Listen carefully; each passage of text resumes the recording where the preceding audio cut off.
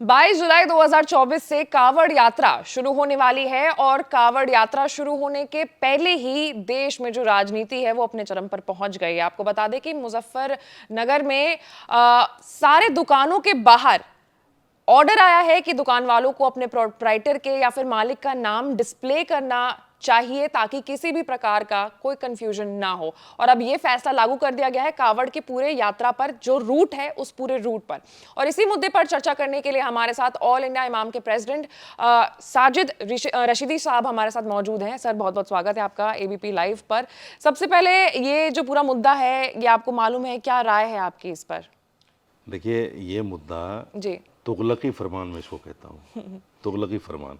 जी। और वो इसलिए कहता हूँ, नेम डिस्प्ले करने से सरकार ने अभी तक ये नहीं बताया फायदा क्या होगा। फायदा नहीं बताया अभी एक तक। कंफ्यूजन की बात है ये। नुकसान जरूर बता रहे हैं। क्या नुकसान लग रहा है आपको? नुकसान नहीं, सरकार बता रही है, मैं नहीं बता रहा हूँ। हाँ, क्या नुकसान? सरकार ये कह रही है कि अगर नाम डिस्प्ले नहीं होगा तो जो कावड़ यात्रा लेकर जा रहे हैं उनको शुद्ध भोजन नहीं मिल पाएगा। अच्छा। अगर नाम डिस्प्ले नहीं होगा। कुछ लोग मुसलमान हिंदू वैष्णो ढाबा चला रहे हैं और हैं वो नाम से मुसलमान। हाँ, ऐसा एक मामला भी आया था जहां पर एक मुसलमान का नाम था और दुकान के बाहर शुद्ध शाकाहारी भोजनालय लिखा हुआ था। अब मुझे ये बताएं, दोनों चीजों में एक राइट टू फूड है, यानी मेरा ये जन्मसिद्ध अधिकार है, मैं क्या खाऊं, किस जगह से लेकर खाऊं, कितना खाऊं, ये मेरा जन्मसिद्ध अधिकार है। सरकारों को क्या लेना देना इससे कि मैं मुसलमान की दुकान से खरीद रहा हूँ या हिंदू की दुकान से खरीद रहा हूँ। लेकिन एक इम्प्योर चीज की बात हुई तो मैं ये इम्प्योर वर्ड समझना चाहूंगी। ये सवाल आगे कीजिएगा, मैं इसकी जवाब दे दूं। जी। दूसरी बात ये है कि ये मैं इसलिए इसको तुगलकी फरमान कह रहा हूँ, उनकी मंशा सिर्फ ये है कि कावड़ियों को ये पता चल जाए ये मुसलमान की दुकान है, ये हिंदू की दुकान है, मुसलमान से नहीं खरीदना, हिंदू से खरीदना है। सिर्फ ये सोच है उनकी। जब आप ये सोच लेकर एक फैसला जारी करेंगे कि मुसलमान से नहीं, तो इसका मतलब आप उसका इकोनॉमिकली बायकॉट करना चाहते हैं मुसलमान का।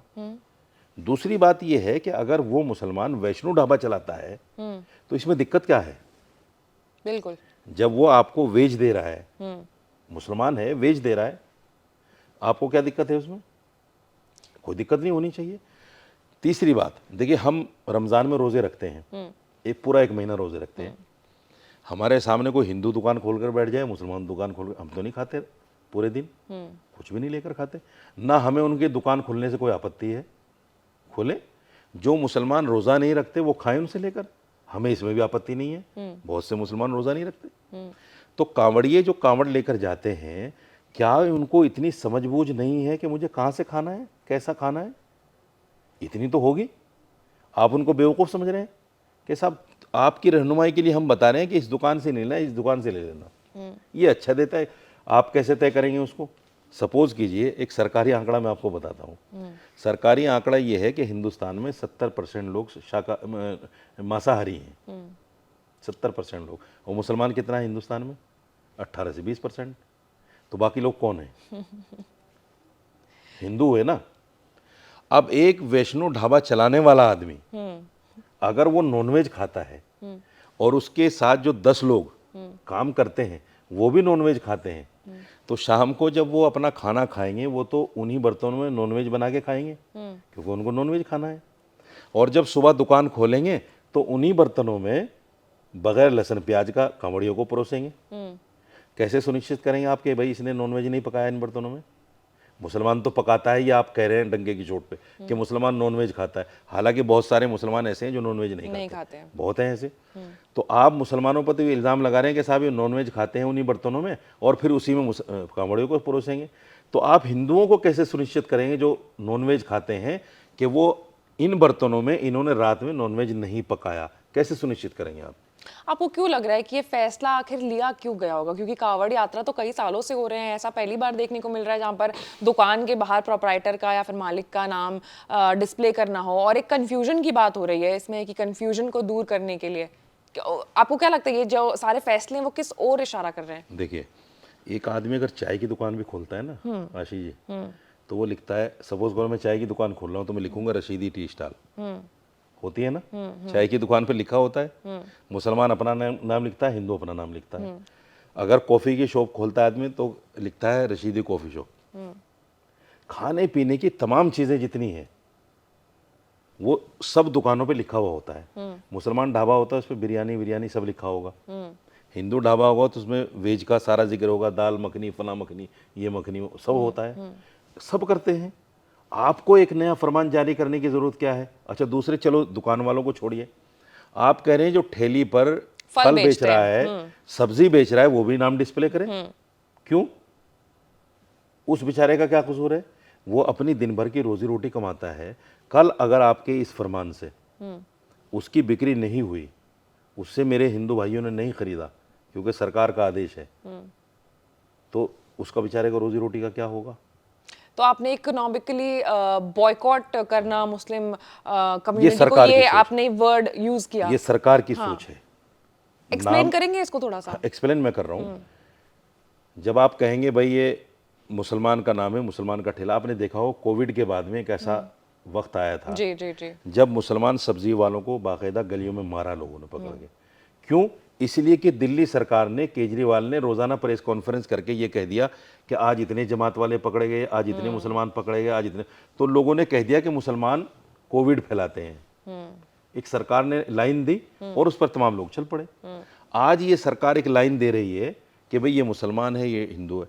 आप मुझे ये बताइए, मैं फिर कहता हूँ, सरकारों के काम ये नहीं है कि कौन किससे खरीदेगा किससे नहीं खरीदेगा आप तय करेंगे, ये नहीं है। सरकारों के काम ये है, देखिए जहाँ से कावड़ जा रही है आप उसकी सड़क की अच्छी मरम्मत कीजिए, कराएं, बिल्कुल। आप वहाँ लाइटिंग का इंतजाम कीजिए, लोगों से कहिए कि यहाँ पानी का, खाने का इंतजाम करें पूरे रास्तों पे।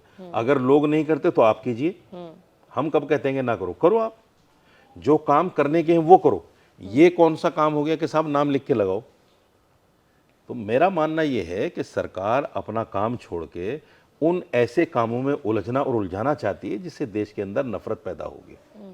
जब मैं आपको इस नज़रिए से देखूंगा कि आप हिंदू हैं और आप मुझे इस नज़रिए से देखोगे कि मैं मुस्लिम हूँ, तो हमारे अंदर ऑटोमेटिकली दूरियां पैदा होंगी। क्योंकि ये देश जो है संविधान से चलता है, धर्म से नहीं चलता। जब संविधान ने सबको एक बराबर का अधिकार दिया है, इंसानियत होने के नाते, इंसान होने के नाते, उसमें कोई किसी का कोई अधिकार कम नहीं है। तो हम ये क्यों कहें कि साहब ये हिंदू है इससे मत लो, ये मुसलमान है इससे मत लो, या हम नाम डिस्प्ले करें जानबूझकर, और फिर इस पर दलीलें ये दी जाती हैं। देखिए पिछले वक्त में कुछ ऐसे लोग भी पकड़े गए। मैं लाल कुएं का एक बड़ा मशहूर वाकया दिल्ली 6 का, गोलगप्पे वाला था, वो गौमूत्र पानी में मिलाकर देता था, उस पर बड़ी लेदे हुई, बाकायदा अखबारबाजी हुई और झगड़ा भी हुआ वहाँ। ऐसे ही एक मुसलमान भी पकड़ा गया जो फल के ऊपर जो है थूक लगाता हुआ पकड़ा गया। या देखिए मैं एक चीज़ कहता हूँ, ये जो ठेली रेहड़ी पटरी वाले होते हैं ना बेचारे, ये बहुत नीचे स्तर के लोग हैं। इनकी जनजीवनी जो है, इनका जो जीवन स्तर है वो इस तरह का है कि उठाया और खा लिया। इनका ये नहीं कि हम तो फल लेते हैं, पहले घर में उनको धोते हैं, साफ करके फिर खाते हैं। इनके यहाँ वो चीज़ नहीं है। इनके यहाँ तो ऐसा है, अगर ठेली से फल बिखर गए, सब्जी बिखर गई और वो नाली में गिर गई तो उठा के फिर उसको रख लेते हैं, किसी ने देखा तो नहीं है। लेकिन जाजिद जी, मतलब एक चीज़ है, एक सवाल आ रहा है मेरे मन में कि फिलहाल ये सारी चीज़ें करने की ज़रूरत क्या थी? क्योंकि अभी आज एक और यूपी सरकार ने बड़ा फैसला लिया है जहाँ पे हलाला सर्टिफिकेट वाले जो भी खाने पीने के आइटम्स हैं उस पर भी पाबंदी लगाई गई है। अब बताइए, आप अपनी राय बताइए, मैं क्या तो बताऊं? मैं आप ही से पूछ रहा हूँ ना। हलाल सर्टिफिकेट का मतलब ये है, एक परमिशन है कि मैं इसको बेच सकता हूँ। अब ये परमिशन गवर्नमेंट से होता है और इसमें कुछ जैसे जमीयत उलमा हिंद है और दूसरी तंजीमें हैं वो भी सहयोग करती हैं। तो जब हमने एक परमिशन ले ली किसी चीज़ के बेचने की, और देखिए एक चीज़ और बता दूं मैं आपको, जब मीट की दुकान कोई खोलता है ना, चाहे वो पकाने की हो या कच्चा बेचने की हो, बाकायदा एमसीडी से, एनडीएमसी से उसकी परमिशन लेनी पड़ती है। ऐसे नहीं बेच सकता कोई। जब हमारे पास परमिशन है कि हम ये मांस बेच सकते हैं या ये नहीं बेच सकते, तो फिर उस पर सर्टिफिकेट उस पर ले दे क्यों कि भाई ऐसे आपने फैसले यूपी में क्यों हो रहे हैं? यूपी में इसलिए पैसे, मैं तो ये कहता हूँ कि एक मिसाल है हमारे यहाँ कि जब गीदड़ की मौत आती है तो गांव की तरफ जाता है। सरकार ने 2024 से अभी तक सबक नहीं लिया। देखिए सरकार का कहना है कि मुसलमान वोट नहीं देता हमें, हालांकि 5-10% तो देता ही है, इसमें कोई दो राय नहीं। जब सरकार मुसलमान वोट नहीं देता तो इसका मतलब हिंदू ही वोट देता है आपको। और आपकी अगर 85 में से 35 सीटें रह गई, 50 सीटें कम हो गई यूपी में, तो हिंदुओं ने आपको वोट नहीं दिया, इसका मतलब हिंदुओं ने आपको नकार दिया। और आप फिर इस तरह के फैसले ले रहे हैं जिससे हिंदू मुस्लिम हो। इससे ये नतीजा मिलता है कि मेरे देश का 95% बल्कि 96% हिंदू मुसलमान के साथ रहना चाहता है।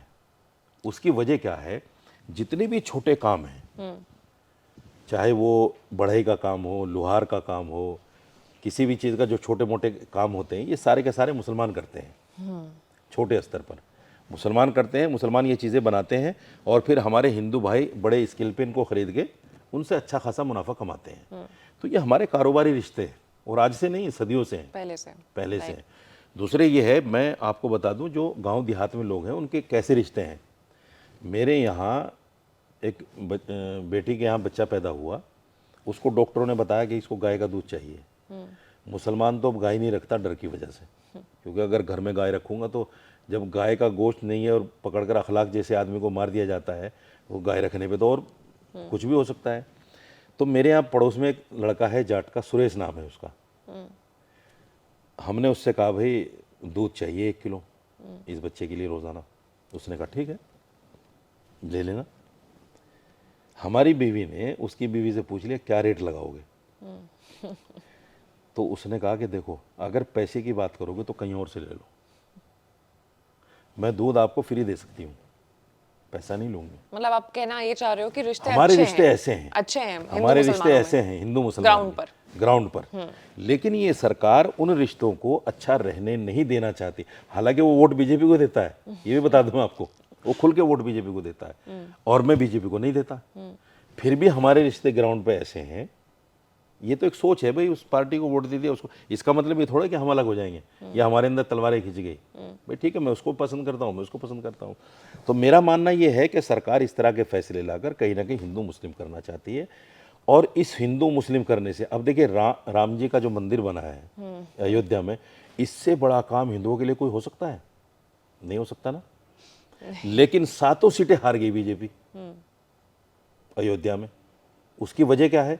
उसकी वजह यह है कि हिंदू भी इन चीजों को समझ चुका है। क्या मैसेज आ रहा है ऐसे निकल करके सामने? इससे मैसेज ये आ रहा है कि हिंदुस्तान का हिंदू भी फसाद नहीं चाहता, हिंदुस्तान का हिंदू भी नफरत नहीं चाहता, हिंदुस्तान का हिंदू भी नहीं चाहता कि मेरा जो मुसलमान भाई, मेरा पड़ोसी है, यहाँ से भाग जाए और वो फिर पाकिस्तान चला जाए। जैसे ये लोग नारे लगाते हैं कि मुसलमान के दो स्थान, कब्रिस्तान या पाकिस्तान, या हिंदुस्तान में रहना है तो जय श्री राम कहना है। अच्छा, फिर उसके पलट नारे आ गए। अब आपने देखा होगा एक नारा अभी चला कि हिंदुस्तान में रहना है तो या हुसैन कहना है, अभी चला था ना।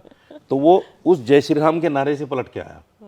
जब आप लोगों के जहन में एक ऐसी चीज़ पैदा करोगे जिसकी वजह से नफरत फैलेगी, तो नफरत के का जवाब तो नफरत से आएगा ना, मोहब्बत से तो आएगा नहीं। इसलिए सरकार को चाहिए, जो मेन मुद्दे हैं, देखिए सिलेंडर 450 का था, 1100 का हो गया। पेट्रोल उस वक्त में चाहे मेरे ख्याल के 60 या 65 का था, आज 100 के पार है। डीजल 100 के आसपास है। महंगाई चरम। मैंने कल प्याज खरीदे 50 रुपए किलो। महंगाई तो खैर बहुत बढ़ गई। 50 रुपए किलो प्याज। टमाटर 120 रुपए किलो। आप सोच सकते हैं, यानी घर चलाना कितना मुश्किल है। तो कुल मिलाकर के आपका ये कहना है कि जो मेन मुद्दे हैं उस पर फैसले नहीं हो रहे हैं, सरकार मेन मुद्दों पर ध्यान देना नहीं चाहती। ये सोचती है कि हमारी जो जीत होती है, हमें जो सीटें मिलती हैं, वो हिंदू मुसलमान कराने पर मिलती हैं। लेकिन मैं ये कहता हूँ कि अकल की आंखें खोलो। अगर आपको हिंदू मुसलमान पर वोट मिलता तो श्री राम का मंदिर बनने के बाद 7 सीटें अयोध्या की आपके हाथ से नहीं जाती। इसलिए देश के जितने भी लोग हैं वो मिलजुल कर रहना चाहते हैं। इनको मिलजुल कर रहने दो, आपस में नफरत मत फैलाओ।